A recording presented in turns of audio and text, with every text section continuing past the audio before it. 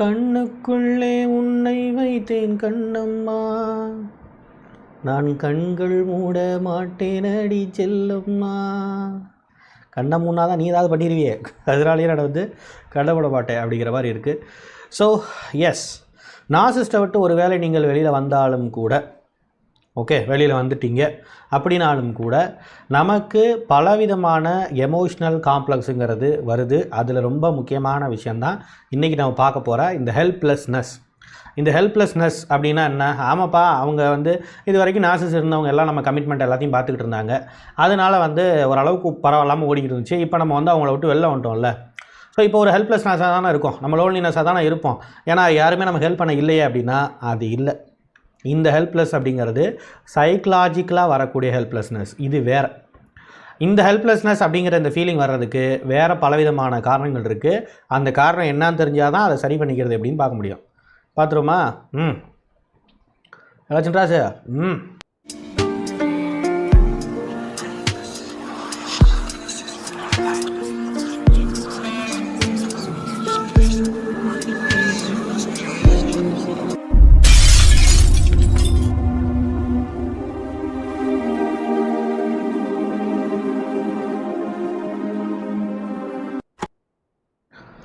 Welcome to the Human Expert Tamil. I am your Rajkumar Pandian, psychologist.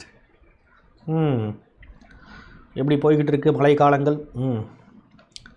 Winter is coming அப்படிங்கிற மாதிரி வந்து நமக்கு வந்துருச்சு. டிசம்பர் மாதம் வரப்போகுது. சென்னையன்ஸ் பார்த்துருங்க நண்பர்களே.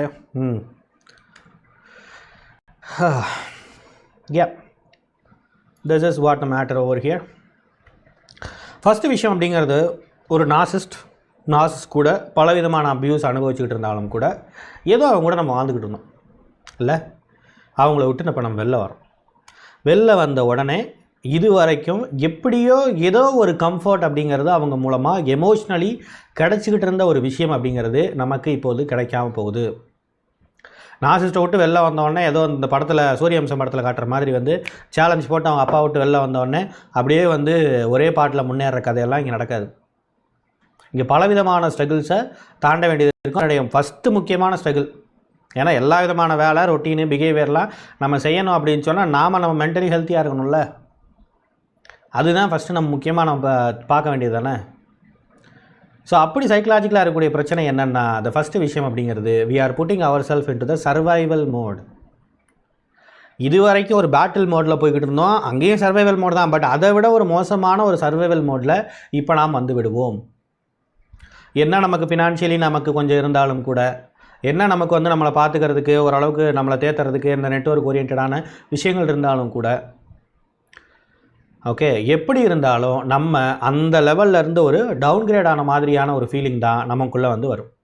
ஏன்னா நமக்குள்ளே இருக்கக்கூடிய எமோஷ்னல் காம்ப்ளெக்ஸ், நமக்குள்ளே இருக்கக்கூடிய இந்த லோன்லினஸை வெளியில் இருக்க நெட்வொர்க்னாலேயோ இல்லை பணத்தாலேயோ இல்லை வேறு எந்த விஷயத்தினாலேயோ சரி பண்ணிட முடியாது.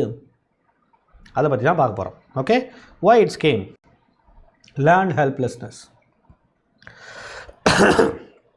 இந்த நார்சிசிஸ்ட் கூட இருந்து நாம் நம்மளை எப்படி பழக்கப்படுத்திகிட்டு இருக்கோன்னு ஒன்று இருக்குது. யாருக்கிட்டையும் உதவின்னு ஒன்று போய் கேட்காத. ஏன்னா ஒரே ஒரு ஆள்கிட்ட தான் நீ உதவி கேட்ட, அவனோட ஸ்பௌஸுக்கிட்ட. அவன் வாழ்க்கையவே கொடுத்து நீ வந்து என்னுடைய வாழ்க்கையை நல்லபடியாக வச்சுக்க, என்னையும் நல்லபடியாக வச்சுக்க, நாம் வந்து வாழ்க்கையில் முன்னேறலாம், வாழ்க்கையில் வந்து பலவிதமான டைமென்ஷனை பார்க்கலான்னு சொல்லிவிட்டு அவங்கக்கிட்ட தான் நம்ம ஹெல்ப் கேட்டோம். அது நமக்கு ஒரு மிகப்பெரிய ஒரு ட்ராப்பாக அமைஞ்சு பலவிதமான பிரச்சனைகளை நம்மளோட லைஃப்பில் கொண்டு வந்துருச்சு. அந்த ஒரு தடவை போய் ஹெல்ப் கேட்டதை தவிர அதுக்கப்புறம் நம்ம யாருக்கிட்டையுமே ஹெல்ப் கேட்டிருக்க மாட்டோம் பெரிய அளவில். ஏன்? ரொம்ப சிம்பிள். ஏன்னா நம்ம கற்றுக்கிட்டோம். ஒரு ஹெல்ப் கேட்குறனால அவங்க வந்து ஒரு டாக்ஸிக் பர்சனாக இருக்கிற பட்சத்தில் நமக்கு தெரியாது. நார்மல் பர்சனாக டாக்ஸிக் பர்சனாக எப்படி வந்து அதை ஸ்ப்ளிட் பண்ணி பார்க்குறது, என்ன இது வரங்கிறதுலாம் ஒன்றும் தெரியாது. பட் நம்ம ஹெல்ப் கேட்டோம்னா இப்போ என்னோடய மைண்டு, என்னோடய அன்கான்ஷியஸ் மைண்டுக்குள்ளே என்ன நடக்குது, அந்த ஹெல்ப்பை வச்சு அவங்க அட்வான்டேஜ் எடுத்து அவங்க வந்து அவங்களுடைய டாக்ஸிக் பிஹேவியரை, அவங்களுடைய டாமினேஷனை, அவங்களுடைய கண்ட்ரோலை, எல்லா விதமான விஷயங்களையும் செய்வார்கள் அப்படிங்கிற ஒரு இம்ப்ரிண்டிங், ஒரு மனப்பதிவுங்கிறது எனக்குள்ளே வந்துருச்சு. இப்போ நான் யாருக்கிட்ட போய் ஹெல்ப் கேட்டாலும் ஏதோ ஃபார்மாலிட்டிக்கு நான் ஹெல்ப் கேட்பேனே தவிர அவங்கக்கிட்ட வந்து பெரிய அளவில் அவங்களே நம்பி இருக்கிற அளவுக்கு என்னால் இருக்க முடியாது. எனக்கு எல்லாத்து மேலேயுமே ட்ரஸ்ட் இஷ்யூஸ் இருக்கும். எல்லாம் ஒன்று தான், உண்மை தான். எல்லாம் அவங்க வந்து ஒரு நல்ல ஒரு ஆள் தான், அவங்க எல்லாம் இதுதான். இது பாஸ்ட் விஷயத்தெல்லாம் பார்க்கும்போது நல்லா தான் இருந்திருப்போம். இப்போ ஒருத்தவங்களை ஹெல்ப் கேட்க போகிறோம் அப்படின்னா, பட் என்ன வந்து லாஜிக்கலாக எத்தனை விஷயங்களை அவங்க சொன்னாலும் கூட அவங்களை வந்து யாரையுமே, நான் சொல்கிறேன், நம்மளோட லைஃப்பில் இனிமேல் யாரையுமே நம்மளால் நம்ப முடியாது. ஏன்னா அப்படிப்பட்ட நம்ம எந்த ஒரு உதவியாக இருந்தாலும் நம்ம கேட்டால் ஃபெயிலியர் தான் ஆகுங்கிற ஒரு விஷயத்தை நம்ம பழக்கப்பட்டிருக்கோம். ரெண்டாவது, இந்த நார்சிசிஸ்ட் கூட இருந்து உதவின்னு யாருக்கிட்டையும் போய் கேட்கக்கூடாது. நம்ம உதவின்னு யாருக்கிட்டையும் கேட்காம ஒரு ஹெல்ப்லெஸ்னஸாக இருக்கிறதுங்கிற ஒரு ஸ்டேஜ் தான் நமக்கான ஒரு ஸ்டேஜ் அப்படிங்கிறத பழகிருக்கும். இதான் இங்கே இருக்க மிகப்பெரிய பிரச்சனை. சைக்கலாஜிக்கலாக இப்படி தான் நம்ம ட்ரெயின் ஆகிருக்கும். Psychological drop it is. இந்த ட்ராப் அப்படிங்கிறது கமிட்மெண்ட்னாலேயோ இல்லை மற்றவங்கனாலேயோ உருவாக்கப்பட்டது கிடையாது. ஏன்னா வெளியில் வந்து சோசியலாக ஒரு கமிட்மெண்ட் எனக்குள்ளே வந்தது. என்ன, அந்த டாக்ஸிக் ரிலேஷன்ஷிப்புங்கிற கமிட்மெண்ட் இருந்தது. அது எனக்கு பலவிதமான துன்பங்களை கொடுத்துருந்துச்சு, பலவிதமான ஸ்ட்ரகிள்ஸ் இல்லையா. இப்போ நான் அதை விரட்டிட்டேன். இப்போ அது என் கூட இல்லை. ஆனால் இப்போ இங்கே என்ன பிரச்சனைன்னு சொன்னால், வெளியில் இருக்கிற விஷயங்களை எல்லாத்தையும் ஓரளவுக்கு ஏதோ மாதிரி கரெக்ட் பண்ணிட்டேன். ஆனால் இப்போ உள்ளே இருக்கிற இந்த சைக்காலஜிக்கல் ஸ்டஃப் இருக்குல்ல, இதை என்னால் சரி பண்ண முடியல. ஏன்னா அவங்க செஞ்சு வச்சுட்டு போனால் இந்த மாதிரி பலவிதமான விஷயங்கள் எனக்குள்ளே வந்து ஒரு பெரிய செல்ஃப் டவுட்டை க்ரியேட் பண்ணி அதுவே எனக்குள்ளே ஒரு ட்ராப்பாக அமைஞ்சிருக்கு. இல்லை, ஒரு சிலந்தி இருக்குது, ஒரு ஸ்பைடர் இருக்குது, அது எதுக்கு வலை பின்னுது? ஏதாவது ஒரு ஃப்ளையர்ஸ் வந்தால் அதை வந்து பிடிச்சி சாப்பிடணுங்கிற தன்னுடைய உணவுக்காக என்ன பண்ணுது, தனக்கு ஃபீட் பண்ணிக்கணுங்கிறதுக்காக ஒரு வலையை வந்து பிடிச்சி வைக்குது. அதுக்கு ஒரு பர்பஸ் இருக்குது. ஆனால் நான் பின்னிக்கிற வலை எப்படி இருக்குது தெரியுமா? என்னையவே நான் மாட்ட வச்சுக்கிறதுக்கு, என்னையவே நான் வந்து பலவிதமான சிக்கல்களுக்குள்ளே மாட்டிக்கிறதுக்கு, அந்த மாதிரியான ஒரு சைக்கலாஜிக்கல் ட்ராப்பு தான் எனக்காக நான் வடிவமைச்சிக்கிட்டது. என்னோடய பிஹேவியரை நான் அப்சர்வ் பண்ணி பார்க்கும்போது எல்லாமே எனக்கு அதான் தெரியுது. நான் என்னை முன்னேற்றுறதுக்கான எந்த விதமான பிஹேவியரையும் நான் இது வரைக்கும் ஆக்சுவலி நீங்கள் நார்சிசிஸ்ட்கிட்டேருந்து வெளில வந்தாலும் அதை செய்ய முடியாது உங்களால். நான் என்னோடய பீஸ்ஃபுல்லான ஒரு லைஃப்பை வந்து வாழ்கிறதுக்கு எந்த விதமான ஒரு பிஹேவியரையும் என்னால் செய்ய முடியாது. இது வேற. அவங்க சைக்கலாஜிக்கலாக நமக்கு ஏற்படுத்தின பலவிதமான வூன்ஸ், இந்த வூன்ஸை தாண்டி நம்மளை ரெக்கவர் பண்ணிக்கிறதுங்கிறது அவ்வளவு சாதாரணமான ஒரு விஷயம் இல்லை. பலவிதமான காம்ப்ளிகேஷனுக்குள்ளே நானாக போய் திருப்பி சைக்கலாஜிக்கலாக நான் போய் மாட்டிப்பேன். அதான் என்கிட்ட இருக்க மிகப்பெரிய பிரச்சனை. எஸ், தென் எமோஷ்னல் டிஃபீட். எமோஷ்னலாக நம்ம வந்து தோக்கடிக்கப்பட்டிருக்கோம்ல, அந்த ஃபீலிங் நமக்குள்ளே இருந்துக்கிட்டு தானே இருக்கும்.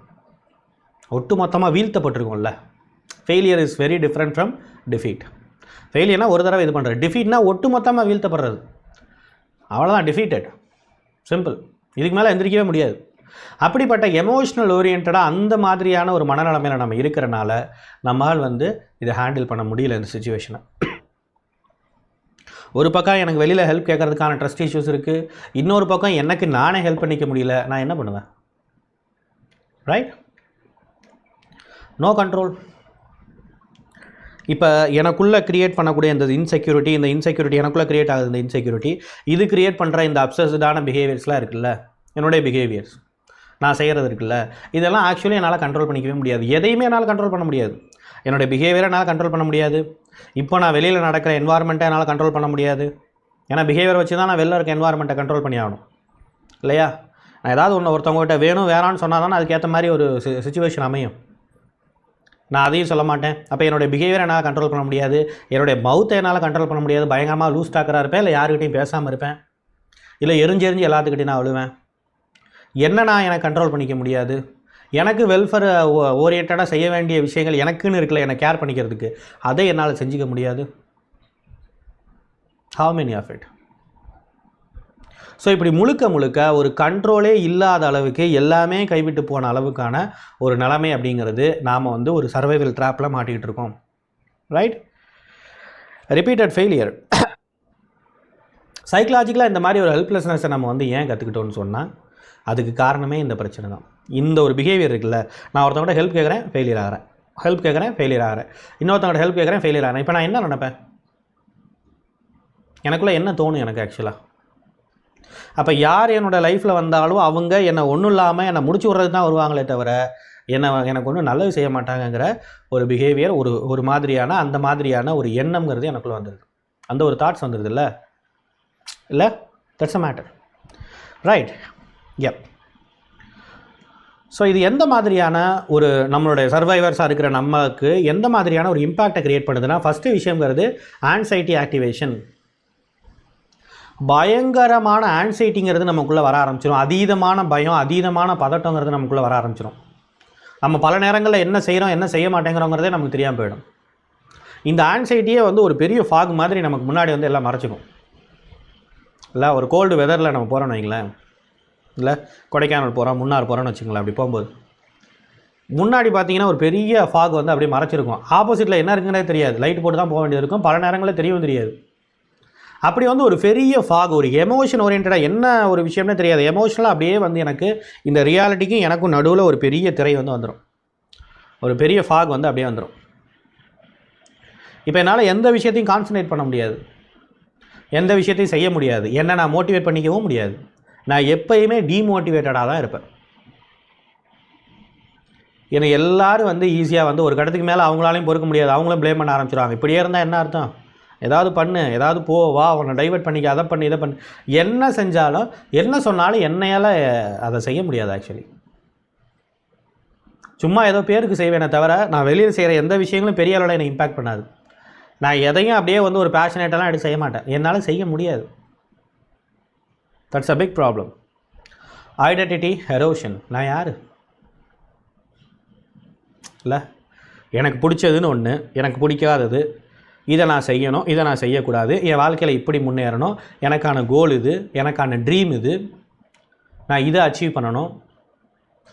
இதை அச்சீவ் பண்ணுறது என்ன அச்சீவ் பண்ணுறது? என்னோடய சந்தோஷத்தை நான் அச்சீவ் பண்ணணும். நான் இழந்த என்னோடய சந்தோஷத்தை எல்லாத்தையும் நான் மீட்கணும். எனக்கான வாழ்க்கையை நான் பார்க்கணும். இப்படின்னு நமக்கு ஒரு டேஸ்ட்டுன்னு ஒன்று இருக்குல்ல, எனக்கான ஒரு விஷயம் அப்படின்னு ஒன்று இருக்குல்ல. இப்படிப்பட்ட ஒரு ஐடென்டிட்டியே இல்லாத மாதிரியான ஒரு பெரிய ஐடென்டிட்டி எரோஷனுங்கிறது இங்கே நடக்கும். எனக்கு எது பிடிக்கும், எனக்கு எது பிடிக்காது. ஒரு கட்டத்துக்கு பார்த்தா எதையுமே பிடிக்காது. இன்னொரு கட்டம் பார்த்தா சரி ஏதோ செய்வோன்னு தான் இருப்போமே தவிர எல்லாமே பிடிக்கும்லாம் சொல்ல முடியாது. எதுவுமே பிடிக்காம தான் போகும். எனக்கான ஒரு ஐடென்டிட்டியே இல்லாத அளவுக்கான ஒரு விஷயங்கள் அப்படிங்கிறது நடக்கும். ரைட்? Conditioned fear. ஒரு கண்டிஷன் பண்ணப்பட்ட ஃபியர் அப்படிங்கிறது நமக்குள்ளே இருந்துக்கிட்டே இருக்கும். ஓகே, இது அதாவது நம்ம ஆல்ரெடி அங்கே கற்று வச்சுருப்போம் பாருங்கள். இந்த மேனிப்புலேஷன் இந்த மாதிரியான விஷயங்கள் மூலமாக கற்று வச்சுருப்போம் பாருங்கள். அவங்க சொல்லி கொடுத்துருப்பாங்கல்ல நம்மளை ஐசோலேட் பண்ணுறதுக்காக. யாரையும் நீ நம்பக்கூடாது, யாரையும் இப்படி நீ பார்க்கக்கூடாது, யாரையும் நீ அப்படி பார்க்கக்கூடாது, உன்னை நீ கண்ட்ரோல் பண்ணிக்கணும், உன்னை நீ இழக்கிறதுங்கிறது தான் உன்னுடைய வாழ்க்கைக்கான ஒரே இது. நீ சர்வைவலில் தான் இருக்கணும். எப்படி சர்வைவல்னால் உன்னை நீ வந்து அப்படியே வந்து பேர்ன் பண்ணிக்கிட்டு உனக்கு நீ வந்து லைட் கொடுத்துக்கலாம், அவ்வளோதான். அதுதான் உன்னுடைய ஸ்டைல், அதுதான் உன்னுடைய வே ஆஃப் அப்ரோச். அப்படி தான் இருக்கணும், அதுதான் உன்னோட லைஃப் ஸ்டைல். அப்படியே நமக்கு பழக்கப்படுத்தியிருப்பாங்க. அப்போ இந்த கண்டிஷன்டு ஃபியர், இது மாதிரி ஒரு கண்டிஷன் பண்ணப்பட்ட ஃபியர் எனக்குள்ளே இருந்துக்கிட்டே இருக்கும். நான் ஆட்டோமேட்டிக்காக அவங்களே யாரும் சொல்லலைனாலும் என்னை நானே மேனிப்புலேட் பண்ணிக்கிட்டு என்னை நானே ஐசோலேட் பண்ணிப்பேன். என்னோடய சோசியல் விட்ராயல்னால எல்லா விதமான விஷயங்களும் நான் பண்ணிப்பேன். ஒரு தடவை யாராவது என்னை ஃபங்க்ஷனுக்கோ இல்லை சொசைட்டி கூட மிங்கிள் ஆகிறதுக்கு ஏதாவது கூப்பிட்டு போனாங்கன்னு வச்சுங்க, ஒரு 2 தடவை கூப்பிட்டு போவாங்க, 3 தடவை என்னை கூட்டிகிட்டு போகிறதுக்கு அவங்களுக்கே இன்ட்ரெஸ்ட் போயிடும். ஏன்னா அப்படி நான் நடந்துப்பேன். என்னால் இயல்பாக பழக முடியாது. இந்த உலகத்திலே நான் ரொம்ப ஒரு ஏலியன் மாதிரி இருப்பேன். நான் ஒரு அலூஃபாக சுற்றிக்கிட்டு இருப்பேன். நான் பாட்டுக்கு. ரைட்? காக்னிட்டிவ் டிசார்ஷன். சிந்திக்கிறதுங்கிற ஒரு விஷயமே இல்லாமல் போய்டுது. எமோஷனல் ஓரியன்டாக அந்த ஓவர் திங்கிங்லேருந்து இதோடு சேர்த்து நமக்கு வந்து ஒன்று இன்சம்னியா வரும், இல்லை ஹைப்பர்சம்னியா வரும். அதாவது நம்ம தூங்கிக்கிட்டே இருப்போம், இல்லை தூங்காமே இருப்போம். 2 மணி நேரம் 3 மணி நேரம் மட்டும் ஒரு நாளைக்கு தூங்குவோம், இல்லைன்னா ஒரு நாளைக்கு 13 மணி நேரம் தூங்குவோம். இப்படி வந்து ரொம்ப எமோஷ்னலி இம்பேலன்ஸ்டாக இருக்கிறாங்க. நமக்குள்ளே இருக்க ஹார்மோன்ஸ் எல்லாம் எதுக்கு எப்படி வேலை செய்யுதுன்னே தெரியாது. டோப்பமைன் சொல்லிட்டு ஒரு ஹார்மோன் இருக்குது. சந்தோஷம்னா ஒரு சந்தோஷத்தை க்ரியேட் பண்ணுற மாதிரி ஒரு ஹார்மோன் பேர் டோப்பமைன். அன்பு, பாண்டிங், அது ஓரியன்டாக க்ரியேட் பண்ணுறது ஆக்சிடாக்ஷன், இந்த ஆக்சிடாக்சின் ஹார்மோன். அப்புறம் இன்னொன்று இருக்குது டெஸ்டியோஜன், ஈஸ்ட்ரியோஜன், அது செக்ஷுவல் ஓரியன்டான ஹார்மோன்ஸ், அது தனி கதை. இதெல்லாம் எதுக்கு என்னுடைய பாடிக்குள்ளே இருக்குன்னே தெரியாது. இதெல்லாம் எதையுமே நான் யூஸ் பண்ணுறதே இல்லை. எனக்குன்னு ஒரு ஃபேவரபுளான ஒரு ஹார்மோன் இருக்குது. என்ன தெரியுமா? Stress hormone, cortisol hormone. அவ்வளோதான். அது மட்டுமே எனக்குள்ளே சுமந்துட்டுருக்கும். இப்போ இந்த மாதிரியான பலவிதமான விஷயங்களோட சேர்த்து சைக்கோசோமேட்டிக் இல்னஸ் வரும். அப்படின்னா என்ன? என்னுடைய உடம்பு ரீதியான பலவிதமான பிரச்சனைகள், இந்த ஸ்ட்ரெஸ் எல்லாமே இந்த நர்வஸ் சிஸ்டத்து மூலமாக என்னுடைய பாடியை பாதித்து சம்மந்தம் இல்லாத விஷயங்கள்ங்கிறது எனக்கு வந்துக்கிட்டே இருக்கும். சாப்பிட்டா செரிக்காது, இரிட்டபிள் பவுல் சிண்ட்ரோம் வரலாம், எப்போ பார்த்தாலும் வந்து ஒரு மிக்ரேன் தலைவலி, அப்படியே ஒரு ஒற்றை தலைவலி வந்துக்கிட்டே இருக்கும். ரைட்? பலவிதமான விஷயங்கள். நீங்கள் கேர்ளாக இருந்தீங்கன்னா ஹார்மோனல் சம்மந்தப்பட்ட எல்லா விதமான பிரச்சனைகள், தைராய்டு இம்பேலன்ஸ், எல்லாமே வாட் எவர் ஒரு 40 வயசு கூட உங்களுக்கு 40 வயசு அளவுக்குலாம் ஆயிருக்காது. ஒரு 35 வயசுலேயே 45 வயசில் வர்றது என்னென்ன நோய்கள்லாம் இருக்கோ அதெல்லாம் உங்களுக்கு வந்துடும். வெரிகோஸ் வெயின் இந்த மாதிரி சம்மந்தம் இல்லாமல் அந்த அளவுக்கான இந்த டிப்ரெஷன், இந்த ஒரு க்ரானிக் கண்டிஷன் ஆஃப் இந்த கார்டிசோல் செக்ரிகேஷனுங்கிற இந்த கண்டிஷனுங்கிறது அந்த மாதிரியான பிரச்சனையை கொண்டு வரும். எப்போ பார்த்தாலும் ஸ்ட்ரெஸ் ஹார்மோனுங்கிறது சுரந்துக்கிட்டே இருந்தால் நம்மளுடைய பாடி எவ்வளோ தான் தாங்கும்? இந்த மாதிரியான பிரச்சனைகள். Right, what to do? Stop fixing. Fix பண்ணுறதே முதல்ல விட்டுருங்க. அந்த நேரத்தில் இப்போ நான் தூங்காமல் இருக்கேன்னா, இப்போ நான் என்ன பண்ணணும் தெரியுமா? நான் வந்து கரெக்டாக நான் தூங்கி பழகணும். அப்போ நான் என்ன பண்ணுறது? நான் வந்து மொபைலை ஒரு வாரமாக வச்சுட்டு, இன்னும் மொபைலே தொடாமல் நான் சும்மா படுத்துருக்கணும். ஒரு 30 மினிட்ஸ் படுத்துருந்தா எனக்கு தூக்கம் வந்துடும். இதெல்லாம் டெம்பரவரி ஃபிக்ஸிங். நான் தூங்கிட்டே இருக்கேனா, நான் என்ன பண்ணேன்? டைவர்ட் பண்ணிக்கிறதுக்காக வேறு ஒரு இடத்துக்கு போய் நான் வந்து சோசியலாக வந்து நான் மிங்கிள் ஆகணும். ஏன்னா நான் ஃபோர்ஸ் பண்ணிவிட்டு, எனக்கு சோசியல் ஆன்சைட்டி இருந்தாலும் பரவாயில்ல, எந்த விதமான இன்ட்ரெஸ்ட் இருந்தாலும், இன்ட்ரெஸ்ட் இல்லைனாலும் பரவாயில்ல, நான் போய் மற்றவங்கள்ட்ட போய் மிங்கிள் ஆகணும்னு நம்மளை நம்ம கம்பல் பண்ணிக்கிட்டு செய்கிற விஷயங்கள்னால நமக்கு ஆக்சுவலி பிரச்சனைகள் தான் வரும். நீங்கள் என்ன செஞ்சு பாருங்களேன். உங்களை நீங்கள் கம்பல் பண்ணிக்கிட்டு ஒரு சோசியல் ஃபங்க்ஷனில் கலந்துக்கங்க. அங்கே உண்மையிலேயே அதனுடைய அவுட்புட்டை யோசிச்சு பாருங்கள். நீங்கள் உங்களுக்கு என்ன அவுட்புட் கிடைக்கும்? நீங்கள் போய் அங்கே நின்னவுடனே 4 பேர்த்துக்கிட்ட பேசினோடனே சிரித்த உடனே உங்களுக்கு அப்படியே எல்லாமே சரியாயிருமா? யோசிச்சு பாருங்கள். 4 பேர்த்துக்கிட்ட உங்களால் மனசு விட்டு பேசிட முடியுமா? முதல்ல கண்டிப்பாக பேச முடியாது. நம்மளால் ஒருத்தவங்கள்ட்ட பாண்டிங் க்ரியேட் பண்ணிட முடியுமா? ஒருத்தவங்கள்ட்ட பேசுகிறது வேறு, ஒருத்தவங்கள்ட்ட பழகிறதுங்கிறது வேறு இல்லையா? எல்லாத்துக்கிட்டையும் நம்மளால் பேச முடியும். ஆனால் எல்லாத்துக்கிட்டையும் நம்ம பழக முடியுமா? பாண்டிங் க்ரியேட் பண்ண முடியுமா? இந்த பாண்டிங்கிறதான் லோன்லினஸை ஒன்றும் இல்லாமல் பண்ணோம். சும்மா பேசுகிறதுனாலையோ ஒரு ஃபிசிக்கலி நம்ம வந்து அங்கே போய் ப்ரெசென்ட் ஆகிறனாலாம் ஒன்றும் நடக்காது. அதுக்கு ஆப்போசிட்டாக அவங்க பேசுகிற விஷயங்கள் இல்லை அவங்க சில நேரம் நம்மளை கம்பல் பண்ணுற மாதிரி தோணும் போது நமக்கு அதனால் ப்ரெஷர் தான் ஆகும். ஆளை விடுங்கடான ஒரு கட்டத்துக்கு மேலே அது ரொம்ப எக்ஸாஸ்ட் ஆகி ஓடியே வந்துடுவேன். எனக்கு வேண்டாம். எத்தனையோ பேர் ஜிம்முக்கு போகிறேன், இல்லை பேட்மிண்டன் போகிறேன், நான் டென்னிஸ் போகிறேன், ஸ்விம்மிங் போகிறேன், இப்பெல்லாம் போய் 6 மாதம் காசு கட்டிடுவாங்க. ஏன்னா அந்த காசுனால் நம்ம நின்றக்கூடாதுன்ட்டு 6 மாதம் காசு கட்டிடுவாங்க. ஆனால் போய் ஒரு 5-6 நாளில் இந்த சோசியலாக பழகிற இந்த பேட்மிண்டன் ஓரியன்ட் இந்த மாதிரியான கேம்ஸ்லாம் இருக்குல்ல, அதில் மற்றவங்க சொல்கிறதெல்லாம் எங்களுக்கு பயங்கர எரிச்சல் ஆகிடும். அப்படி எரிச்சலாகி நம்ம ஆட்கள் எத்தனையோ பேர் ஓடியாந்துருக்காங்க. அதுக்கப்புறம் அங்கிட்டு போகவே இல்லை. வேலையே வேறு வழி இல்லாமல் தான் பண்ணிக்கிட்டு இருக்கோம். சேலரி வந்தாகணும், ஒரு டைம் பாஸ் ஆகி ஆகணுங்கிறதுக்காக.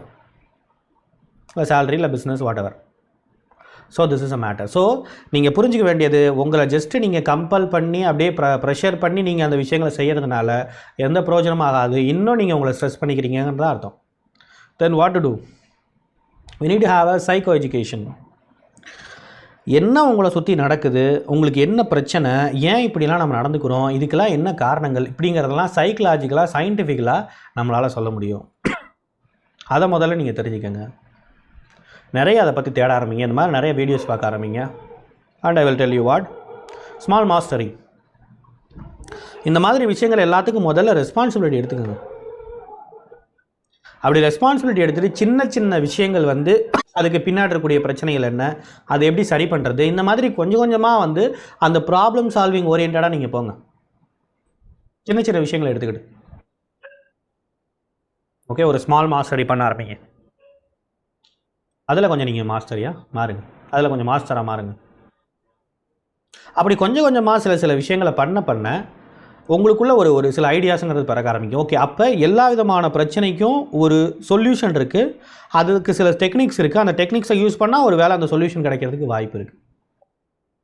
இப்படி சின்ன சின்ன விஷயங்கள் செய்ய அது ஒரு பெரிய பிரச்சனையை வந்து சொல்யூஷன் கொடுக்குற அளவுக்கான ஒரு விஷயங்களை கொண்டு வரும். It's a matter, right? Okay, then what is a healing pathway? Yes, we have a individual counselling. So எப்படி வந்து இந்த சைக்கோ எஜுகேஷன் உங்களுக்கு பண்ணிக்கிறதுக்கு எப்படி பண்ணிக்கிறது, அண்ட் உங்களுக்குள்ளே என்ன விஷயங்கள் இருக்குது, உங்களுக்குள்ளே இருக்கக்கூடிய பிரச்சனைகள் என்ன, அதெல்லாம் என்ன பண்ணலாம், இப்படி பலவிதமான விஷயங்களை பேசுகிறதுக்கு we have a psychologist, psychologist இருக்கிறாங்க. தாராளமாக நீங்கள் வந்து இதான் நம்மளுடைய டிஸ்கிரிப்ஷனில் தெரியுதா நம்மளுடைய நம்பர், அந்த நம்பரில் நீங்கள் வந்து தாராளமாக புக் பண்ணிக்கலாம். ஓகே, அது நம்மளுடைய வாட்ஸ்அப் நம்பர், தாராளமாக நீங்கள் புக் பண்ணிக்கலாம். And we have a webinar, healing ஓரியன்டான பல வெபினார்ஸ் அப்படிங்கிறது நமக்கு போயிட்டுருக்கு. தாராளமாக நீங்கள் வந்து அதில் கலந்துக்கலாம். நிறைய விதமான இன்ஃபர்மேஷன் உங்களுக்கு கிடைக்க ஆரம்பிக்கும். அந்த இன்ஃபர்மேஷனை வச்சு உங்களை நீங்கள் செல்ஃப் கன்ஸ்ட்ரக்ட் பண்ண முடியும். உங்களுக்கான ஐடென்டிட்டியை நீங்கள் கொடுத்துக்க முடியும். உங்கள் ஐடென்டிட்டி எங்கே லாஸ் ஆச்சுன்னு முதல்ல பார்க்க முடியும். எப்படி மீட் எடுக்கிறதுங்கிறது உங்களால் புரிஞ்சுக்க முடியும். அந்த குரூப் தெரப்பி நம்மளை மாதிரியே லைக் மைண்டட் பீப்புள் இருக்கக்கூடிய ஆட்கள் பார்ட்டிசிபேட் பண்ணுவாங்க. அதில் நம்மளை மாதிரியே ஹீலிங் ஓரியன்டாக வர்றவங்க, நம்மளோட பிரச்சனைகள்லாம் இங்கே நம்ம மற்றவங்களுக்கு சொன்னாலும், ஈவன் நம்மளுடைய பேரண்ட்ஸுக்கு சொன்னால் கூட புரியாது, ஆனால் இவங்களுக்கு சொன்னால் புரியும். ஏன்னா இவங்களும் அதே மாதிரியான விஷயங்களை கான் த்ரூ பண்ணிட்டு வந்திருக்கிறாங்க. ஸோ அப்படிப்பட்ட விஷயங்கள் இருக்கக்கூடிய குரூப் தெரப்பிஸ் இருக்குது. இதெல்லாம் ரொம்ப இதாக இருக்கும். நீங்கள் அதை பற்றியான என்கொயரிஸ் பற்றி நீங்கள் நம்மளுடைய அட்மின் கிட்ட கேட்டு பாருங்கள், உங்களுக்கு தெரியும். Okay, thank you so much. வேறு என்ன பாப்பா, என்றைக்குமே எல்லா விதமான பிரச்சனைகளுக்கும் சொல்யூஷன் கண்டிப்பாக இருக்குது. அந்த டெக்னிக் தெரிஞ்சால் போதும். Okay, that is what.